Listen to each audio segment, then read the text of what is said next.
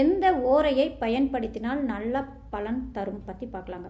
இப்போ பாருங்கள், ஒரு முக்கியமான விஷயத்துக்கு வெளியே போகிறோம், நல்ல விஷயமா அந்த நடக்குமா, நாங்கள் நினச்சி போகிற வேலை கை கூடுமா, இந்த மாதிரிலாம் எதிர்பார்த்துட்ருக்காங்க அப்படின்னா அவங்களுக்கு அன்னைக்குன்னு பாருங்கள் சந்திராஷ்டமமாக இருக்கும், அல்லது பகை நட்சத்திரமாக இருக்கும், அல்லது அன்னைக்கு வந்து ஏதாவது ஒரு அஷ்டமி நவமி இந்த மாதிரி நாட்களாக இருக்கும். இன்றைக்கி போய் இந்த வேலை பார்க்கணும் வேண்டியதாக இருக்குது, என்ன பண்ணுறது அப்படின்னு குழப்பத்திலே இருப்பாங்க.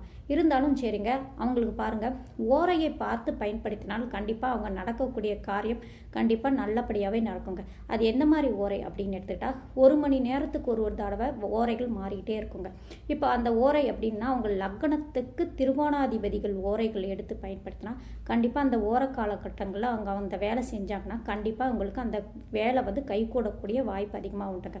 அதாவது லக்னத்துக்கு திருகோணாதிபதிகள் அப்படின்னு 1, 5, 9ஆம் அதிபதிகளுடைய ஓரைகளை பயன்படுத்தலாம். நன்றி, வணக்கம்.